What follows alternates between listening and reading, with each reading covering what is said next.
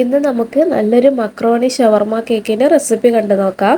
നല്ല ടേസ്റ്റിയും സിമ്പിളായിട്ട് ഉണ്ടാക്കാൻ പറ്റിയിട്ടുള്ള നല്ലൊരു റെസിപ്പിയാണ്. അപ്പോൾ ഇതിൻ്റെ വീഡിയോ കാണുന്നതിന് മുന്നായിട്ട് ചാനൽ ഇതുവരെ സബ്സ്ക്രൈബ് ചെയ്യാത്തവർ ഒന്ന് സബ്സ്ക്രൈബ് ചെയ്ത് സപ്പോർട്ട് കൂടി ചെയ്യണേ. ഈ ഒരു മക്രോണി ഷവർമ്മ കേക്ക് ഉണ്ടാക്കിയെടുക്കാൻ വേണ്ടിയിട്ട് നമുക്ക് ചിക്കൻ ഫ്രൈ ചെയ്തെടുക്കണം. അപ്പോൾ അതിലേക്ക് വേണ്ട മസാലപ്പൊടികളൊക്കെ ചേർത്ത് കൊടുത്ത് കുഴച്ച് വെച്ചിട്ട് നമുക്കൊരു 1/4 മണിക്കൂർ റെസ്റ്റ് ചെയ്യാൻ വെക്കാം. ആദ്യം തന്നെ 1 ടീസ്പൂൺ കുരുമുളക് പൊടി ചേർത്ത് കൊടുക്കുന്നുണ്ട്. പിന്നെ ഇതിലേക്ക് 1/2 ടീസ്പൂൺ ഗരം മസാല ചേർത്ത് കൊടുക്കാം. അടുത്തതായിട്ട് ഇതിലേക്ക് ചേർത്ത് കൊടുക്കുന്നത് മന്തി മസാലയാണ്. അപ്പോൾ ഒരു ടീസ്പൂൺ അല്ലെങ്കിൽ ഒരു 2 ടീസ്പൂണോളൊക്കെ ചേർത്ത് കൊടുക്കാം. ഞാൻ ഇവിടെ 2 ടീസ്പൂൺ ചേർത്ത് കൊടുക്കുന്നുണ്ട്. മന്തി മസാല ചേർത്ത് കൊടുക്കുമ്പോൾ നമ്മുടെ ചിക്കന് നല്ലൊരു ഫ്ലേവർ കിട്ടും. അപ്പോൾ അതിന് വേണ്ടിയിട്ടാണ് ചേർത്ത് കൊടുക്കുന്നത്. പിന്നെ ആവശ്യത്തിനുള്ള ഉപ്പ് കൂടി ഇട്ട് കൊടുക്കാം. എന്നിട്ട് ഇതിലേക്ക് ഇഞ്ചി വെളുത്തുള്ളി ചേർത്തത് 1 ടീസ്പൂൺ ചേർത്ത് കൊടുക്കാം.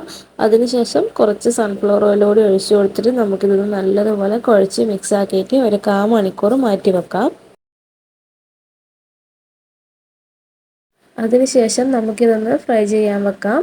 അപ്പോൾ ഒരു പാനിലേക്ക് കുറച്ച് സൺഫ്ലവർ ഓയിൽ ഒഴിച്ചു കൊടുക്കുന്നുണ്ട്. ഒരു ഷാലോ ഫ്രൈ പോലെ ചെയ്തെടുത്താൽ മതി. ഫ്ലെയിമെല്ലാം കുറച്ച് വെച്ചിട്ട് ചെയ്തെടുക്കാം. നമ്മുടെ ആ ഒരു ഷവർമ്മയുടെ ഒക്കെ ഒരു ടേസ്റ്റ് കിട്ടണം. അപ്പോൾ ആ ഒരു രീതിയിലൊക്കെ നമ്മളിത് ഫ്രൈ ചെയ്തെടുക്കുന്നത്.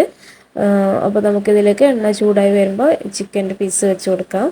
ഫ്ലെയിം കുറച്ച് വെച്ചിട്ട് ഒരു 10 മിനിറ്റോളം നമുക്ക് ഏകദേശം ഒരു സൈഡ് കുക്ക് ചെയ്തെടുക്കേണ്ടി വരും. അപ്പോൾ ഒരു 10 മിനിറ്റിന് ശേഷം നമുക്കിതൊന്ന് മറിച്ചിട്ട് കൊടുക്കാം. ഈ ഒരു ടെക്സ്ചറിലൊക്കെയാണ് ഇത് ഫ്രൈ ചെയ്തെടുക്കുമ്പോൾ ഉണ്ടാകുക. നല്ല ടേസ്റ്റാണ്, നല്ല ഫ്ലേവറാണ് ഇതിലെ ചിക്കന്. അപ്പോൾ നമുക്കിനി തിരിച്ചിട്ടിട്ട് ഒരു 7-8 മിനിറ്റ് കൂടി മറ്റേ സൈഡ് കൂടി വേവിച്ചെടുക്കാം.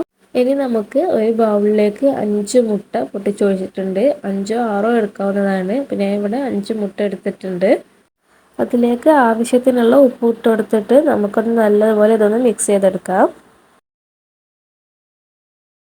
അതിനുശേഷം ഇതിലേക്ക് ചേർത്ത് കൊടുക്കുന്നത് മക്രോണിയാണ്. അപ്പോൾ മക്രോണി നല്ലതുപോലെ വേവിച്ച് വെള്ളമെല്ലാം ഊറ്റി കളഞ്ഞിരിക്കുന്നതാണ്. അത് ഇതിലേക്ക് ഇട്ട് കൊടുക്കാം. 2 കപ്പ് മക്രോണിയാണ് വേവിച്ചിരിക്കുന്നത്.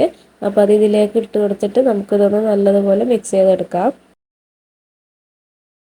ഇനി നമുക്ക് ഇതിലേക്ക് വേണ്ട ഫില്ലിങ് തയ്യാറാക്കിയെടുക്കാം. അപ്പോൾ ഞാൻ ഇവിടെ കുറച്ച് വെജിറ്റബിൾസൊക്കെ കട്ട് ചെയ്ത് വെച്ചിട്ടുണ്ട്. സവാളയും ക്യാപ്സിക്കും ക്യാരറ്റും അതേപോലെ തന്നെ കുറച്ച് ക്യാബേജ് കൂടി നല്ല രീതിക്ക് ചോപ്പ് ചെയ്തെടുത്തിട്ട് മാറ്റി വെച്ചതാണ്.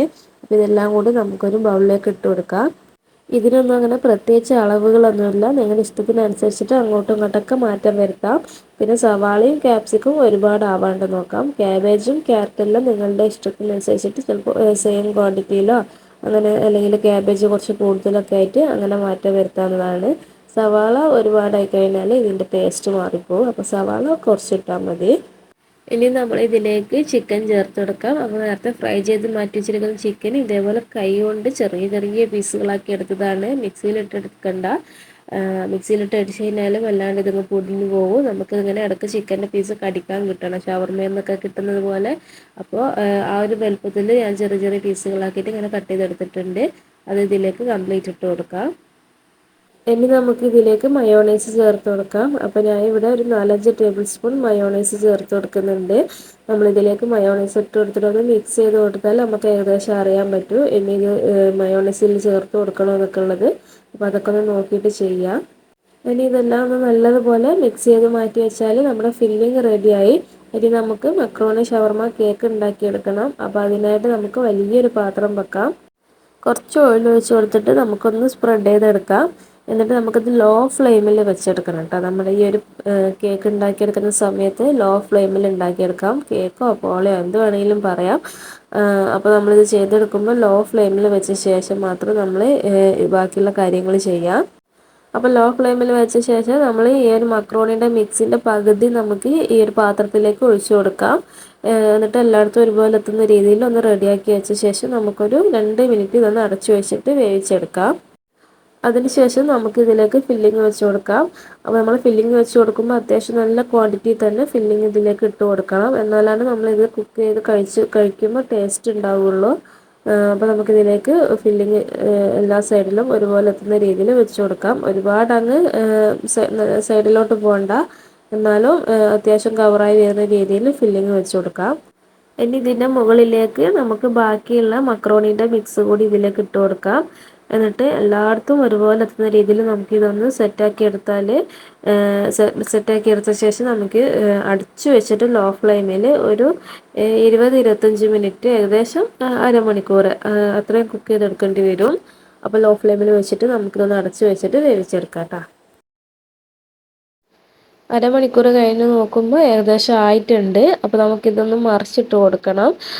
അപ്പോൾ അത് ഒരു ഫ്രൈ പാനിലേക്ക് ഇതേപോലെ ഒന്ന് മറിച്ചിട്ട് കൊടുത്തിട്ട് അതിൻ്റെ അടിഭാഗം കൂടി നമുക്കൊരു 2-3 മിനിറ്റ് കുക്ക് ചെയ്തെടുക്കാം.